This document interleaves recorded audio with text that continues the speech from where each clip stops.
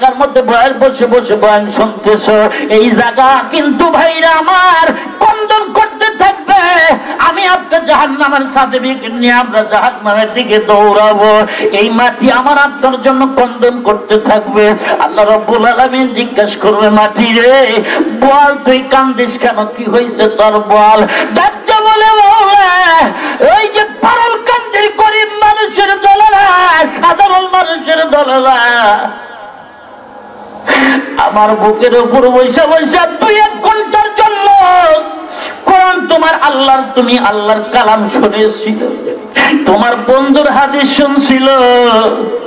এই মানুষগুলো, এই সাধারণ মানুষগুলো জাহান্নামে যায়, ওই যে চলা যাইতেছে। ওরা কি দোষ করেছে? আমি মাটির বুকে উপরে বুক বসে বসে 2-4 ঘন্টা বয়ান শুনছিল। আল্লাহ, যতক্ষণ পর্যন্ত এই মানুষগুলাকে জান্নাতের সুসংবাদ না দিবা, ততক্ষণ পর্যন্ত আমি মাটি কান্দা বন্ধ করব না। এ ভাইরা আমার, যদিও সেটা মসজিদের কোন আঙ্গিনা, মাদ্রাসার কোন আঙ্গিনা, কিন্তু মনে রাখবেন 2-1 ঘন্টা ঠান্ডা মাটির মধ্যে বসে বসে বয়ান শুনতেছেন, আমার মতো নালায়েক বক্তৃতা করতে যে মুসলমান, মনে রাখবেন এটা কখনো বৃথা যাবে না। এই হাসরের ময়দানে এর উসিলা করে আমাকে আপনাকে আল্লাহ রাব্বুল আলামিন বিনি হিসাবে মাফ করে দিতে বলে। বলেন তো এবার, ওই মেলার মধ্যে থাকলে লাভ না খাবার নিচে আইসা থাকলে লাভ? কথা বলে, মাহফিলের মধ্যে আইসা ভাইরা আমার বসলেই লাভ, মেলার মধ্যে থাকার মতো কোনো ভাইরা আমার লাভ নাই। এটা স্পষ্ট হয়ে যাচ্ছে। কথা বলেন ঠিক না ভাই? ঠিক।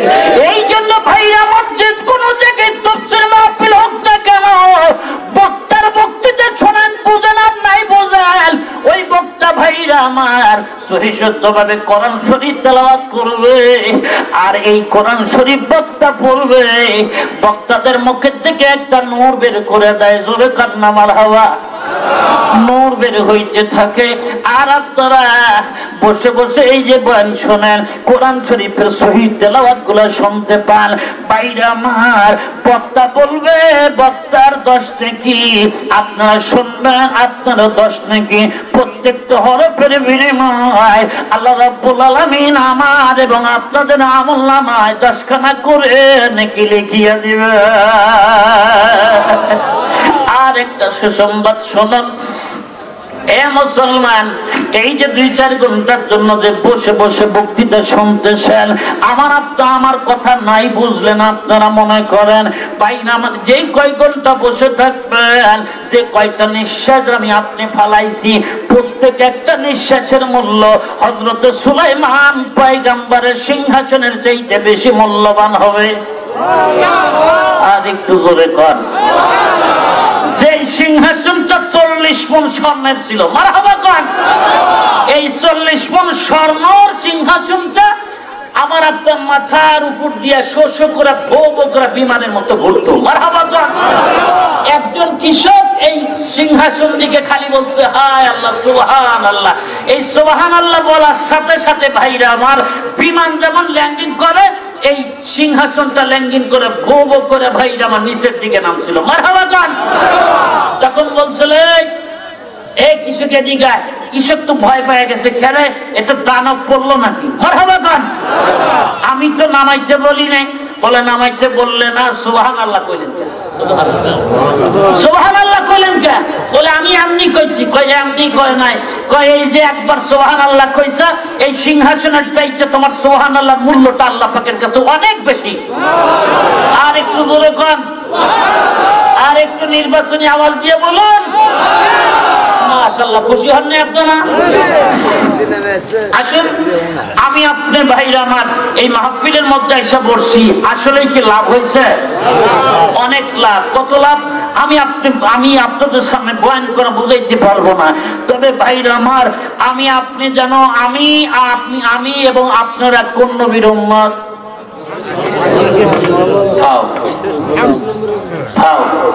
মানুষ আর কইতে পারে না। সেই দিন জামালপুরে একেবারে সীমান্ত এলাকায় যায় বলছি যে বলো তো আমরা কোন নবীর উম্মত। বিশ্ব নবীর জীবনের সিরাত নিয়ে আলোচনা করতেছিলাম। ওই সময় বলছে একজন স্যাংরাজ এই স্টেজের ডাইন পাশে থাকে, ওইটা কয় আমরা বঙ্গবন্ধুর উম্মত। কার উম্মত? আমরা কি বঙ্গবন্ধুর উম্মত? কার উম্মত? তাহলে দিনের নবী জনাবে মুহাম্মদুর রাসূলুল্লাহ সাল্লাল্লাহু আলাইহি ওয়াসাল্লামের উম্মত। মারহাবা গান। আমরা মুহাম্মদুর রাসূলুল্লাহর উম্মত হতে পেরে আমরা খুশি না বেজার? কারা কারা বেজার হয়েছে হাত তোলেন।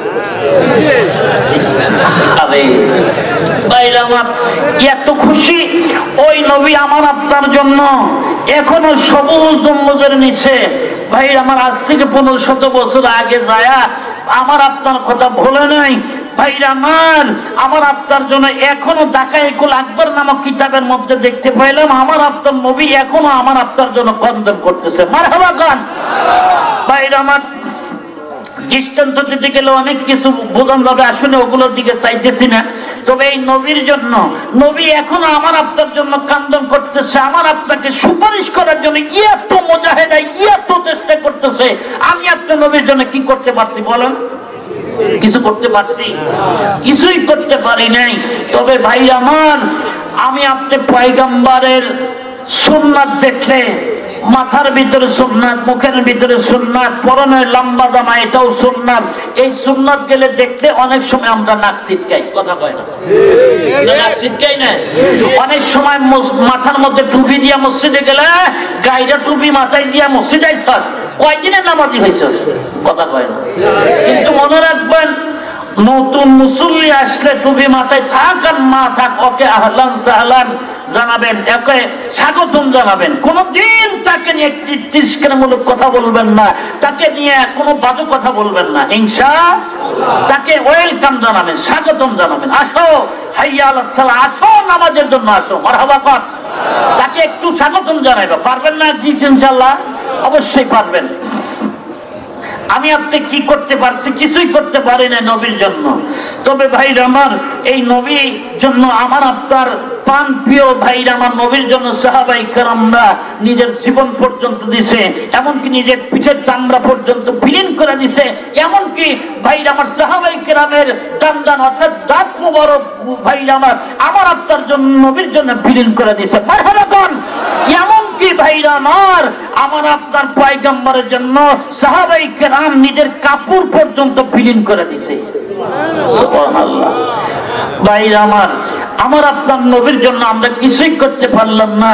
সাহাবায়ে কেরামরা নিজের কাপড় পর্যন্ত খুলে দিয়েছে, নিজের ভাইরা আমার ধন সম্পদ যা ছিল সব নবীর রাস্তায় নবীর জন্য খরচ করেছে, আল্লাহর জন্য খরচ করেছে, আল্লাহ রাস্তার জন্য খরচ করেছে।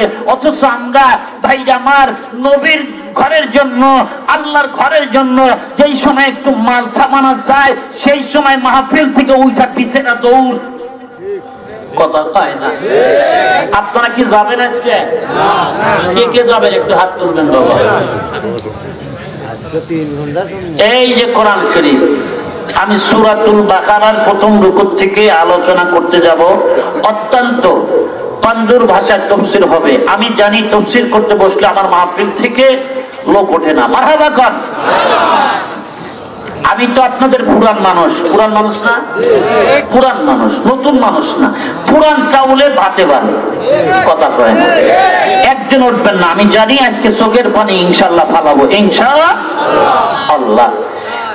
ভাইরা আমার, আমি আপনি নবীর জন্য কিছুই করতে পারলাম না। সাহাবায়ে কেরামরা নবীর জন্য নিজের দাঁত মোবারক দিয়েছে, নিজের ভাইরা আমার এমনকি নিজের জীবন পর্যন্ত বিলীন করে দিয়েছে।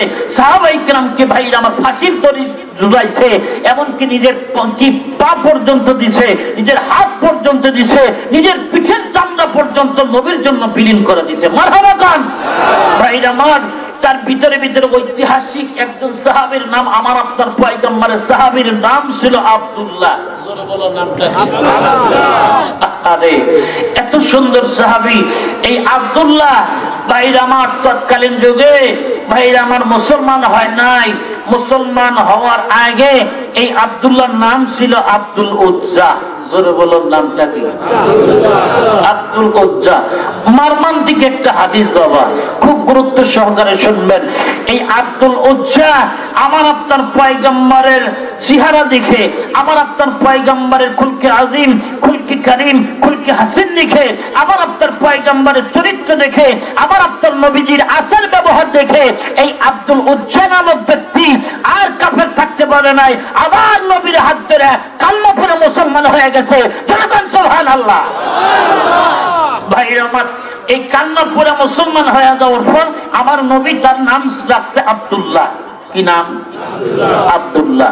হঠাৎ করে এই আব্দুল উজ্জার মা এবং বাবা একদিন ডাকতে বলতেছে, বাবা এদিকে আইতো। কি হয়েছে মা? বলতেছে, বাবা আমি শুনলাম তুই বলে নাইরা মুসলমানের হাত ধরে কালমা পড়ে মুসলমান হইছস। আমরা নাইরা মুসলমান? আরে কথা কয় না রে, আমরা কি নাইরা মুসলমান? আমরা সাচ্চা টাটকা মুসলমান। মারহাবা গান। কিন্তু ভাইরা আমার, মুসলমান হলে কি হবে? মুসলমান হলে কি হবে? এক মুসলমান আর এক মুসলমানের কষ্ট দেওয়া, এটা আমরা কিছু কিছু মানুষ মনে মনে কি করি, চিৎকার জানাই, আর কিছু কিছু মানুষ কক কক করে হাসে। কথা কয় না? আমরা এক মুসলমান আর এক মুসলমানকে শাস্তি দেওয়া এটা খুব পছন্দ করি, ঠিক না? পছন্দ যদি নাই করেন, দেখতে দেখতে 13-14টা বছর পার হয়ে গেছে, আল্লামা দেলোয়ার হোসেন সাইদিকে মানুষ কষ্ট দিচ্ছে। কথা কয় না? আল্লামা মামুনুল হককে কষ্ট দিচ্ছে, আল্লামা জুনায়েদ আল হাবিবকেও কষ্ট দিয়েছিল, আল্লামা ভাইরা আমার তফজ্জল হোসেন ভৈরবীকেও কষ্ট দিয়েছিল। ভাইরা আমার, এদেশের বাংলার আপামর জনতার একদম তাফসীর কারক ভাইরা আমার আমির হামজাকেও ভাইরা আমার কারারুদ্ধ করেছে। এই মামুনুল হক কি দোষ করেছে? আল্লামা দেলোয়ার হোসেন সাইদি সাহেব কি দোষ করেছে? ভাইরা আমার, এদেশের মানুষ জানতে চায়, বুঝতে চায়, বোঝার আর বাকি নয়। সেই দিন মুসলমান চেপে যাবে। ভাইয়া আমার, তোমাদের প্রত্যেকটা এদেশ থেকে ভাইয়া আমার পালাইতে তোমাদের বাধ্য হবে। জনতা কোন ঠিক যাবে?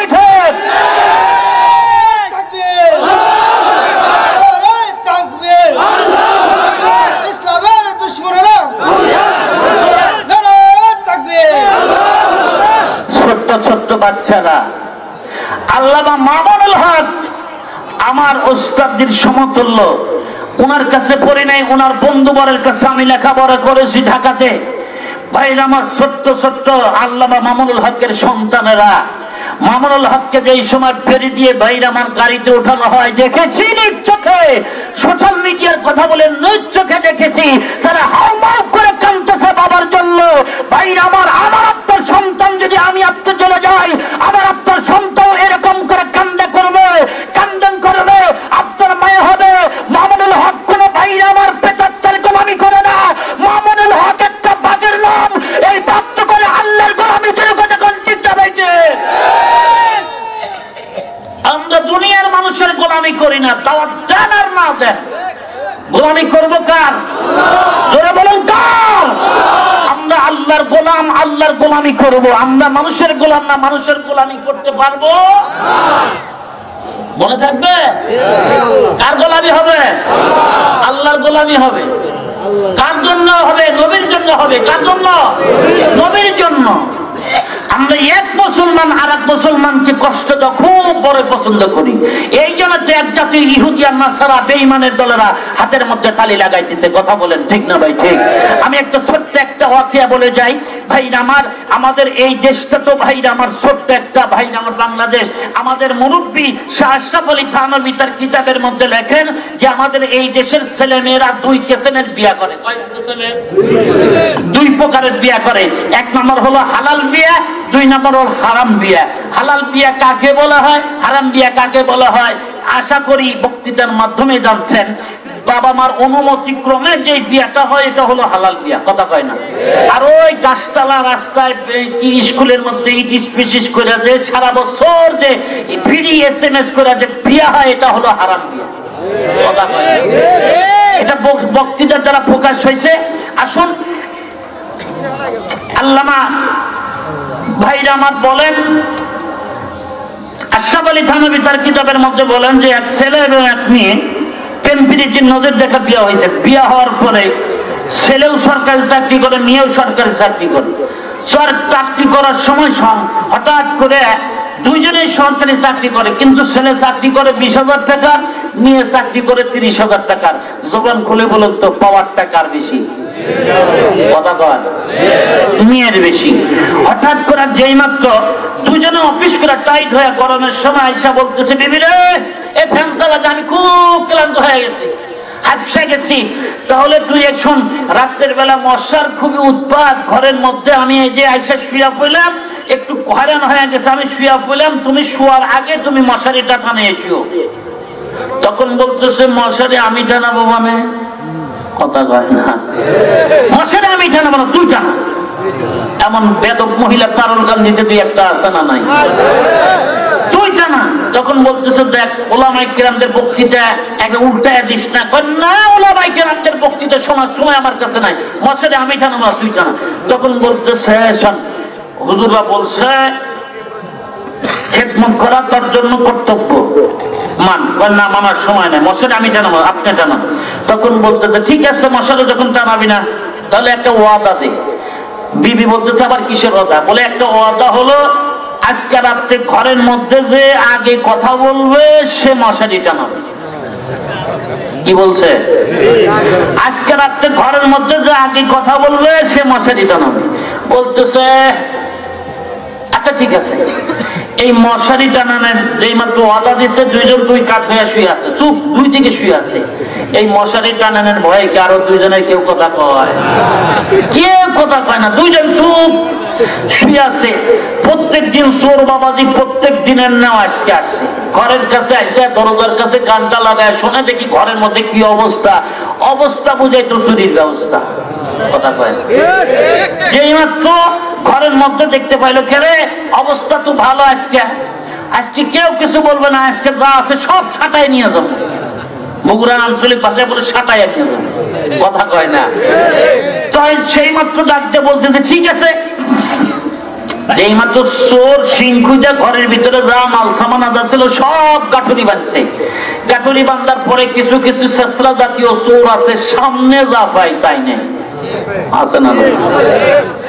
এই শেষরা জাতীয় চোর দেখতে পাইলো, কেন রাত বাজে 2টা, পাতিলের ভিতর কিছু ভাত আছে, ভাত রাখা যায়, কি করবো খায়া যায়, খাওয়া ধরলে উপকার হবে, শক্তি টক্তি বাড়বে। কথা কয় না। না খাওয়া অবস্থা পেটে যদি ক্ষুধা লাগে, আপনি খাওয়া ধরলে 5 পাও তো আগাইতে পারবেন না। কথা কয় না। সাথে সাথে শুয়া পড়বেন। তখন বলতেছে ঠিক আছে খায়া যায়।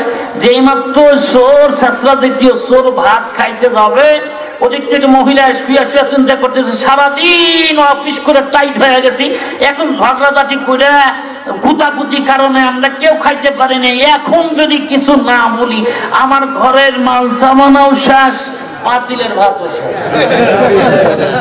কথা কয় না রে। যেই মাত্র এই চোর ভাত খাইতে যাবে, ওদিক থেকে মহিলা বলতেছে আজকে একটা কিছু বলতেই হবে ঘরের মধ্যে। যেই মাত্র ভাত খাইতে যায়, সাথে সাথে এই মহিলা একটা চিৎকার দিছে, এই চোর। সাথে সাথে স্বামী বলতেছে মশারি টানা, টানা মশারি। আমি কি হাসার কথা বলছি? বুঝলে কেউ হাসতেন না। ভাইরা আমার, এই বাংলাদেশটা ছোট্ট একটা ঘর, এই ঘরের ভিতরে ভাইরা আমার 30 পারা নামক কোরআন আছে। এই ঘরের ভিতরে ভাইরা আমার লক্ষ লক্ষ ওলামায়ে কেরাম বসবাস করতেছে। এই ঘরের ভিতরে ভাইরা আমার লক্ষ লক্ষ ওলামায়ে কেরাম জেল খাটতে রাজি আছে, বাতিল শক্তির কাছে মাথা নত করতে রাজি নয়। এই দেশের ভিতরে ভাইরা আমার লক্ষ লক্ষ মসজিদ আছে। এই ঘরের ভিতরে ভাইরা আমার 68,000 গ্রাম বাংলার ভিতরে প্রত্যেক দিন 68,000 ওয়াজ মাহফিল হইতেছে। এই ওয়াজ মাহফিল গুলোকে বন্ধ করে দেওয়ার জন্য, এই মসজিদ মাদ্রাসার ঘরের মধ্যে ফেলা দেওয়ার জন্য, এদেশ থেকে ভাইরা আমার আলেমদেরকে বিতাড়িত করার জন্য এক জাতীয় নাস্তিকার বেঈমানের দলেরা উঠে পড়ে লাগতেছে।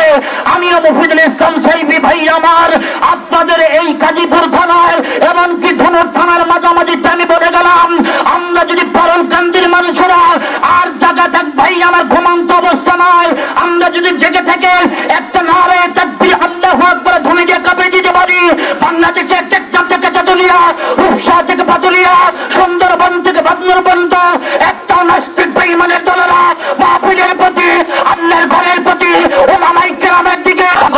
এক মুসলমানের আমরা খুব হাসি রহস্য মনে করি, কথা বলেন ঠিক না ভাই? ঠিক। মুসলমান ভাইরা, আমি জানি না আপনারা বেজার হয়েছেন কিনা, যারা ভাইরা আমার ওই দলের লোক তাদের গায়ে একটু চুলকানি ধরবে, এটাই স্বাভাবিক, কথা বলেন ঠিক না ভাই? ঠিক। একদিন চুলকানির ওষুধ লাগাই দিলে ঠিক হয়ে যাবে ইনশাআল্লাহ, কথা বলেন না কেন? মুসলমান ভাইরা আমার, আসলে একটু সামনের দিকে চলে যে কথাটা আরজ করতেছিলাম, সাহাবায়ে কেরাম নবীর জন্য ভাইরা আমার জীবন দিছে। ভাইরা আমার নবী নাই, কিন্তু নায়েবে নবীরা জেল খাটতেছে, তাদের জন্য আমরা জীবন দিতে প্রস্তুত, কথা বলেন ঠিক না ভাই? ঠিক। আমরা তাদের জন্য জীবন দিতে প্রস্তুত। ভাইরা আমার আসুন, আমি আরজ করতেছিলাম সাহাবায়ে কেরামরা ভাইরা আমার নবীর জন্য জীবন দিছে, নবীর জন্য পোশাক পর্যন্ত বিলীন করে দিছে। যেই সাহাবীর কথা আলোচনা করতেছিলাম সেই সাহাবীর নামটা কি? আব্দুল্লাহ। ধরে বলার নামটা কি? আব্দুল্লাহ। ইসলাম গ্রহণ করার আগের নাম কি? আব্দুল উজ্জা। ধরে বলার নামটা কি? আব্দুল উজ্জা। এই আব্দুল উজ্জাকে বলতেছে, আমি শুনলাম তুই নাকি নাইরা মুসলমানের হাত ধরে কালেমা পড়ছিস। আমরা কি নাইরা মুসলমান? কি মুসলমান? আর আমরা সাচ্চা মুসলমান, সঠিক মুসলমান, কথা বলেন ঠিক না? আমরা কারোর কাছে মাথা নত করি না, আমরা মাথা নত করি কার কাছে? আল্লাহর কাছে। ভাই আমার যখন বলতেছে মা, শোনেন, গোপন যখন থাকে নাই, আজকে আর গোপন রাখবো না। মা শোনেন, আমি নবীর হাত ধরে কালেমা পড়ে মুসলমান হয়ে গেছি, জোরে কর সুবহানাল্লাহ। মা বলতেছে, বাবা তুই যে মুসলমান হলি, এই খবরটা যদি গ্রামবাসীরা জানে, তাহলে যে গ্রামবাসীর ভিতরে আমাদেরকে তো থাকতে দেবেন, আমাদেরকে এই গ্রাম থেকে তাড়ায় দিবে, আমাদের এই বংশে রাখবে না। তখন বলতেছে, মা বংশে রাখুক আর না রাখুক, গ্রামে রাখুক আর না রাখুক, আমি এটা ধার ধারবো না, কারণ আমি এই বংশ বেচে, এই গ্রাম বেচে আমি জান্নাত কিনে নিছি। এই বংশ বেচে আমি জান্নাত কিনে নিছি। তখন তারপরের দিন চাচা বলতেছে, আব্দুল উজ্জা এদিকে, শুনছি তুই নাকি নবীর হাত ধরে কালেমা পড়ে মুসলমান হয়েছিস। হ্যাঁ চাচা, আমি গোপন রাখতে পারলাম না, আমি নবীর হাত ধরে কালেমা পড়ে হয়ে গেছে মুসলমান। জোরে কর সুবহানাল্লাহ। শোন, নবীর হাত ছেড়ে দে, কালেমা ছেড়ে দে। কয়ে যদি না ছাড়ি? বলে না ছাড়লে তোকে এই গ্রাম থেকে বের করে দিব। এক, আর এই তোর যে বাবার যে তুই সম্পত্তি পাস, ওর সূত্রে এই সম্পত্তি থেকে তুই বঞ্চিত হয়ে যাবি। চাচা, দুনিয়ার সম্পত্তির লোভ আমি করি না, দুনিয়ার বংশের লোভ আমি করি না, দুনিয়ার মায়া করি না, আমি আখিরাতের বাসা বাড়ি করে নিয়েছি। আর একটু করে গন বলেন, আর কি করবেন? বলে তুই যদি কালেমাটা না ছাড়িস, তোকে এই গ্রাম থেকে, এই ঘর থেকে এখনই বের করে দিব। ও স্যার কি বলেন? বল কালেমা ছাড়বি কিনা? বলে কালেমাটা ছাড়বো না। বলে যাক, এটা 8 তারিখ থেকে বের হয়ে যায়, আর কোনোদিন আসবি না। ঠিক আছে চাচা, চলে যাইতেছি। যেই মাত্র আব্দুল উজ্জা ঘর থেকে বাইরে আমার বের হইতে যায়, সাথে সাথে ডাকতে বলতেছে, আব্দুল উজ্জা ভাতিজা এদিকে আয়। শোন, তুই যে নবীর দরবারে চলে যাইতেছ, তোর গায়ের মধ্যে সঙ্গী পরনের ভিতরে যেই সমস্ত কাপড় আছে রে, এই কাপড়টা তো আমাদের টাকায় কেনা, তোর আব্বার টাকায় কেনা, আমাদের টাকায় কেনা। এই কাপড় গুলো খুলে দে। ভাইরা আমার শোনাল, আব্দুল উজ্জা ডাকতে বলতেছে, চাচা মিয়া শোনাল, দুনিয়ার পোশাক ছাড়তে রাজি আছি, তবে জান্নাতি পোশাক আমি ছাড়তে রাজি নাই। একটু জোরে কান্না সুবহানাল্লাহ। চাচা নেন, এই যে আপনার কাপড়, এই মাত্র একটা একটা করে পরনো থেকে ভাইরা আমার কাপড় গুলো খুলে দিতেছে। এমনকি নিজের পরনের ভাইরা আমার যে সমস্ত কাপড় ছিল, নিজের লুঙ্গিটা পর্যন্ত খুলে চাচার কাছে দিচ্ছে। চাচা না, এই যে কাপড়, যেই মাত্র কাপড় দিয়া এবার অলঙ্গ অবস্থায় দুইটা হাত দিয়া গুপ্ত অঙ্গকে ঢাইকা, কোন রকম ঢাইকা বাইরা আমার মায়ের কাছে দৌড়া গেছে। মা জীবনে কোনদিন কিছু চাই নাই রে মা, একটা জিনিস চাই নবীর জন্য, আজকে বড় বিপদে পড়ে গেছি মা, একটা কাপড় দে। নবীর জন্য নিজের পরনের কাপড় পর্যন্ত বিলীন খুলে দিতে রে মা, একটা কাপড় দে। কোন মতো ঢাইকে আমার নবীর দরজায় যাব, মায়ের নবীর চেহারা দেখার সাথে সাথে আমার সব ব্যথা বেদনা ভুলিয়া যাব মা, একটা কাপড় দে। যেই মাত্র জনম দুঃখিনী মাকে ডাকতে বলতেছে মা, একটা কাপড় দিলে আমি আমার নবীকে বইলা হাসরের ময়দানে পরে একটু পারের বন্দোবস্ত করে দিব। একটু জোরে কন্যা মারহাবা। ও মা একটু কাপড় দে, কোন রকম একটু মার দেওয়া কাপড় বাইরা মার, কোন মতো কুপ্তাঙ্গকে ধইরা বাইরা আমার নবীর দরজায় যাইতেছে। নবীর হুজরা কানের পাশে যাইয়া গভীর রজনীতে যাইয়া বাইরা আমার পুষ্পাশে শীতের দিন থরথর করে কাঁপতেছে। বাইরা আমার গায়ের ভিতরে কোনো কাপড় নাই, দুটা হাত দিয়া কোন রকম ভাইরা আমার কি গুপ্তঙ্গকে ধরেছে। বাইরা আমার স্ট্রং হয়ে দাঁড়াইতে পারে না, সোজা হয়ে খারাপ দাঁড়াইতে পারে না, একটু হামু দিয়া দাঁড়ায় আছে। আমার নবীজি যেই মাত্র কবি রজনীতে ভাইরা আমার হুজরা খানার থেকে বের হইলেন, বের হইয়া দেখে কে যেন ভাইরা আমার কি হামু দিয়া দাঁড়ায় আছে। আমার নবী ডাকতে বলে কে গো এখানে কে? ডাকতে বলে ইয়া রাসূলুল্লাহ আমি আব্দুল্লাহ। ডাক্তার বলতেছে কোন আব্দুল্লাহ? ডাক্তার বলতেছে ইয়া রাসূলুল্লাহ এক সপ্তাহ আগে আপনার হাত ধরে কালমা পড়ে আমি মুসলমান হয়ে গেলাম, আমার নাম ছিল আব্দুল উজ্জা। আমি আপনার হাতে হাত ধরে কালমা পড়ে মুসলমান হয়ে যাওয়ার পর আপনি আমার নাম রাখলেন আব্দুল্লাহ। বল আব্দুল্লাহ তোর এই অবস্থা কেন রে? তুই না শিল্পপতির বেটা, তুই না বড়লোকের সন্তান, তোর পরনের কাপড় কই? ইয়া রাসূলুল্লাহ আমার এই ইসলামের জন্য কালামার জন্য আমার চাচা আমার পরনের থেকে কাপড় খুলিয়া দিয়েছে চাচা। ইয়া রাসূলুল্লাহ আমার নিষ্ঠুর চাচা আমার পরনের থেকে কাপড় গুলো খুলছে। ইয়া রাসূলুল্লাহ আমার বড় নির্যাতন করেছে। আল্লাহর নবী ডাকতে বলে এ আব্দুল উজ্জা, এ আব্দুল্লাহ এই নে দুইটা কাপড় যেই মাত্র আব্দুল্লাহ নামক সাহাবীকে দান করলেন। ও পারুল কান্দির ভাইরা আপনারা জবান খুলে বলুন তো নবীর দেওয়া দুইটা কাপড়ের দাম আছে না নাই?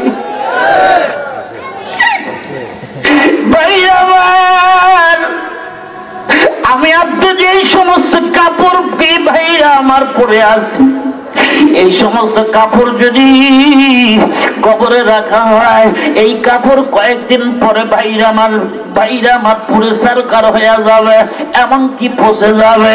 কিন্তু নবীর সাথে যে এই সমস্ত কাপড় লাগছে কিয়ামত হয়ে যাবে, আমার নবীর পরনের কাপড় পচবে না।